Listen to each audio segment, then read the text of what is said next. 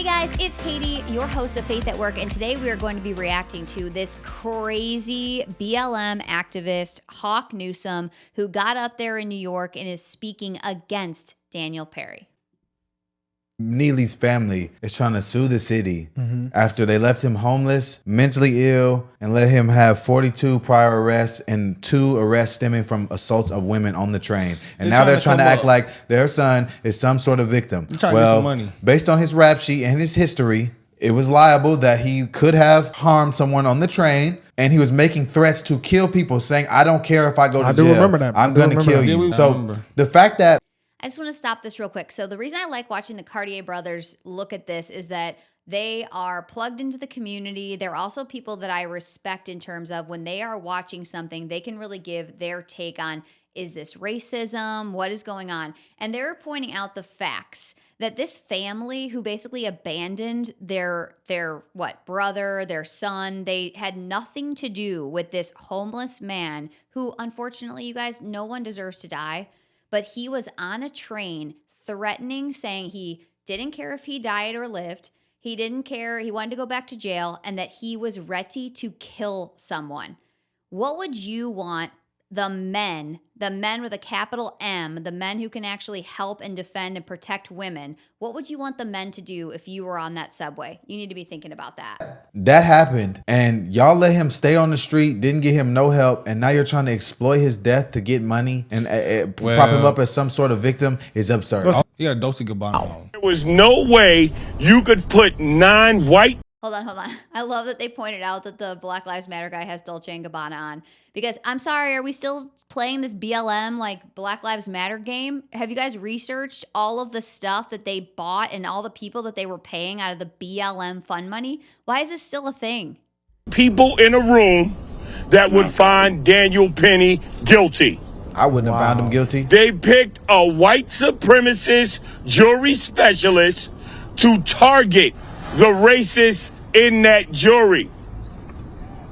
The prosecution pointed out the fact that defense was eliminating people based on race. Let me take it back because I don't want to scare y'all.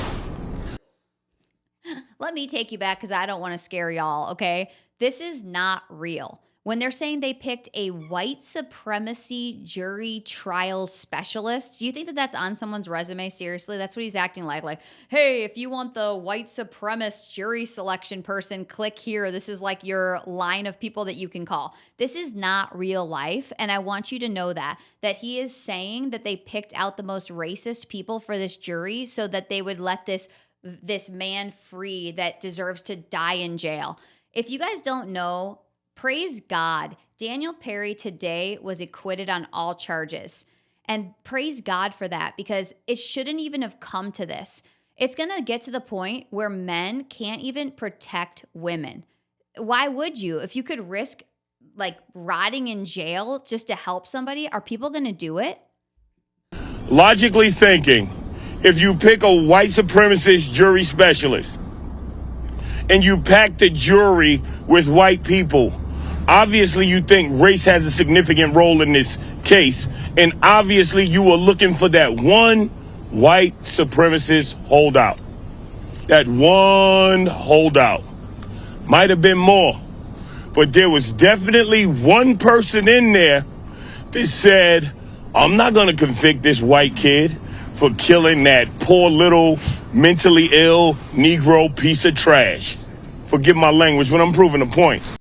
He's proving the point, and he's actually doing the opposite if you think about it. He's saying that the people in there are like, they should have killed this piece of trash. He's talking about him.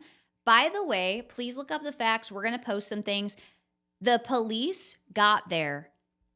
He was still alive. Neely was still alive.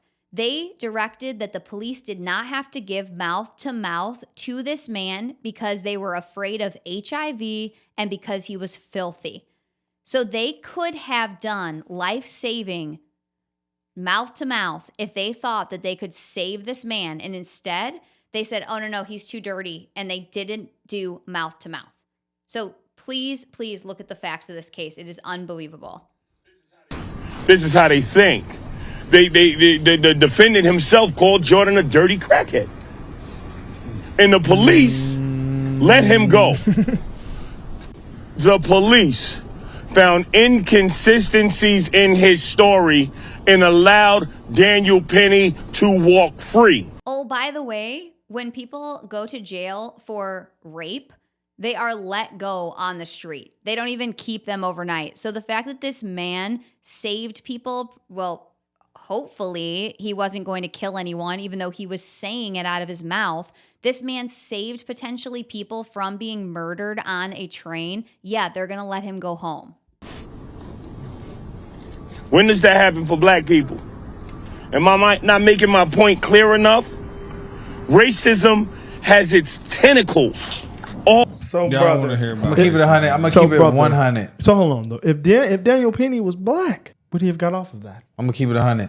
I'm going to end it right there. I think that's the greatest point is if this was a black man that did this to a black man, would we be hearing any of this? We absolutely would not. It's always that the white person against the black person. Please stop dividing us. I hope you guys look at all the facts of this case. Praise God for the acquittal on this case. I hope men are ready to stand up to protect women, children, and other men, whether it's on the subway in New York or it's on the street here in Naples, Florida.